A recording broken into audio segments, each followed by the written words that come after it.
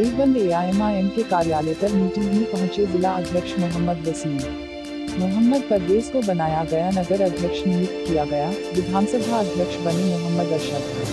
देवबंद मजलिस-ए-इत्तेहादुल मुस्लिमीन के नगर कार्यालय पर नगर पालिका प्रत्याशी मोहम्मद कलीमाज और जिला अध्यक्ष मोहम्मद वसीम ने नगर अध्यक्ष मोहम्मद परवेज को नियुक्त किया, साथ ही विधानसभा प्रभारी बने। मजलिस-ए-इत्तेहादुल मुस्लिमीन के जिला अध्यक्ष मोहम्मद वसीम ने मीडिया से बात करते हुए कहा कि हमारी टीम लगातार देवबंद के साथ साथ सभी पालिका सीटों पर मेहनत कर रही है। उन्होंने कहा कि जिन लोगों को जनता ने राष्ट्र सेवा कराने के लिए चुना, उन्होंने सत्ता पाने के बाद जनता की तरफ मुड़कर नहीं देखा। हमरा सिर्फ राजनीतिक इस्तेमाल किया, हमरा वोट लिया, हमारे किसी मुद्दे पर कभी कोई बात नहीं की। क्या हुआ है? आज हमारी एक छोटी सी मीटिंग थी। हमारे नगर अध्यक्ष जो हमारे कलीम भाई थे, आज इनकी जगह पर हमारे नए नगर अध्यक्ष जनाब परवेज साहब और हमारे विधानसभा अध्यक्ष अरशद साहब, इन्हें जिम्मेदारी दी गई है और इसी के लिए एक छोटा सा कार्यक्रम रखा गया। जिला सहारनपुर में जो भी टीम हमारी है, तो पूरा सहयोग अपने हर प्रत्याशी को, अपने हर नगर पंचायत में हमारी टीम सहयोग कर रही है। हमारे प्रदेश कमेटी के हमारे सदस्य जो हैं जनाब मोहतसीम साहब यहाँ पूरा सहयोग दे रहे हैं और हमारी टीम भी जब भी ज़रूरत पड़ती है, हमारी टीम भी सहारनपुर से चलकर देवबंद आती है। जनता के बीच में हम लोग 70 सालों से वोट देते आ रहे हैं और जिन लोगों को हमने वोट दिया, वोट दे करके विधायक बनाया, एमपी बनाया, सरकारें बनवाई, उन लोगों ने कभी हमारे बारे में वापस मुड़कर नहीं देखा। हमारा सिर्फ वोट लिया, हमें सिर्फ वोट के लिए इस्तेमाल किया। हमारा कोई भी मसला आया तो उस पर कभी बात नहीं की। आरक्षण का मामला हो, सीए का मामला हो, एनआरसी का मामला हो, लाउड स्पीकर का मामला हो, 3 तलाक का मामला हो, कोई नहीं बोला। लेकिन असदुद्दीन ओवैसी साहब हर मसले पर खुलकर बोले और साफ साफ लफ्ज़ों में कहा कि ये गलत हो रहा है और हमारे साथ दोहरा व्यवहार हो रहा है। यही सब बातें हैं, जनता सब जानती है कि हमारे साथ क्या क्या हो रहा है। हर एक आदमी परेशान है, हर एक आदमी समझता है कि आज के दौर में क्या चल रहा है हमारे साथ में। तो यही सब मुद्दे हैं, जनता के सामने रखेंगे कि जब आपका कोई मसला आता है तो जनाब असदुद्दीन ओवैसी साहब आपकी आवाज़ उठाते हैं, सड़क से लेकर संसद तक बोलने का काम करते हैं।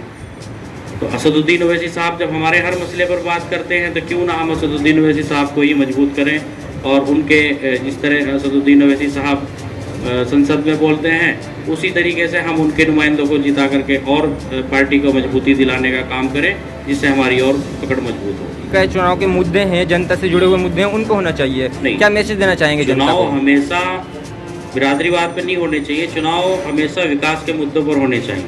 देवबंद के बहुत सारे मसले हैं जिन पर लोग काम कराना चाहते हैं। अभी कुछ लोग आपने देखा होगा लगातार सोशल मीडिया पे 1-1 रुपया चंदा बांध करके सड़कों को ठीक करा रहे हैं, कई गड्ढे भरवा रहे हैं, कई जनता खुद परेशान है, खुद अपना 1-1 रुपया दे करके काम करा रही है। तो आप समझ सकते हैं कि किस तरह का काम यहाँ हो रहा होगा। तो जनता मजबूर है 1-1 रुपया चंदा इकट्ठा करके गड्ढे भरवाने के लिए। ये जिम्मेदारी जनता की नहीं थी, जनता की जिम्मेदारी थी उनको वोट देना, यहाँ चेयरमैन बनाना, यहाँ विधायक बनाना। जनता ने अपना काम बखूबी किया। जिस तरीके से हमारे बड़ों ने, जिम्मेदारों ने कहा कि फला को जिताना है, फला को हराना है, ये सारे काम हमारी आवाम ने उनकी बात मान करके किया।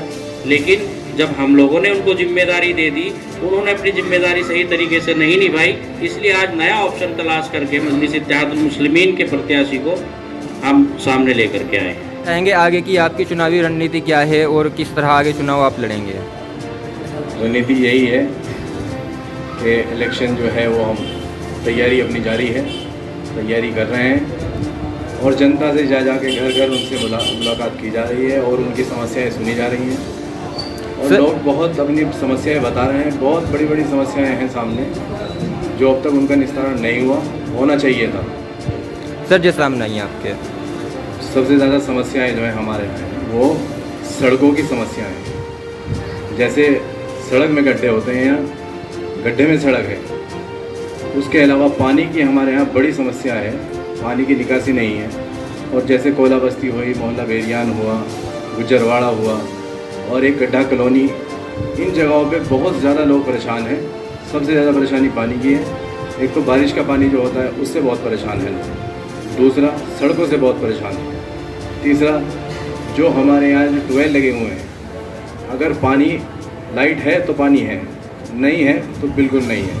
और ख़ासतौर से जुमा के दिन तो अक्सर देखने में मिलता है कि लोग नहाने से परेशान हैं और पानी की समस्या इतनी बड़ी है कि गंदा पानी आ रहा है, लोग बीमार हो रहे हैं, मच्छर इतने हैं क्योंकि जगह जगह पे बारिश का अब तक पानी भरा हुआ है।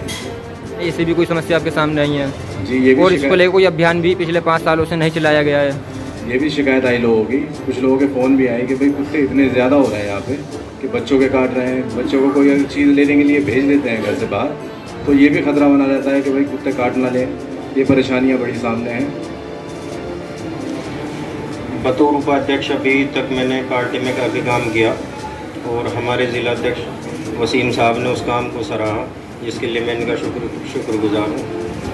और मैं पार्टी के लिए बतौर नगर अध्यक्ष भी काम करूँगा और देवबंद की राजनीति में एक नया इनकलाब लाने की कोशिश करूँगा इंशाअल्लाह।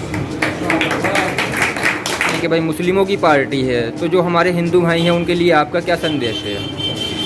देखिए, मैं मानता हूं कि हिंदुस्तान के अंदर ऑल इंडिया मजलिस इत्तेहादुल मुस्लिमीन ही एक सेक्युलर पार्टी है, क्योंकि आप ओवैसी साहब के बयान देखते होंगे, किसी भी बयान में मुस्लिमों की और दलितों की बात वो रखते हैं, लेकिन और किसी कौम, हिंदू की या किसी की भी कौम की वो बुराई नहीं करते। और टिकट का बंटवारा जब भी होता है तो उसमें हिस्सेदारी रहती है हर कौम की।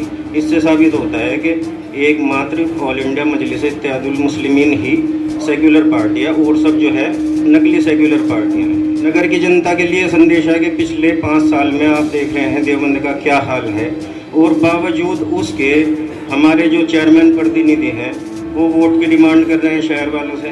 मेरी समझ में नहीं आता कि उनका मुंह कहाँ है देवबंद की जनता से वोट मांगने का।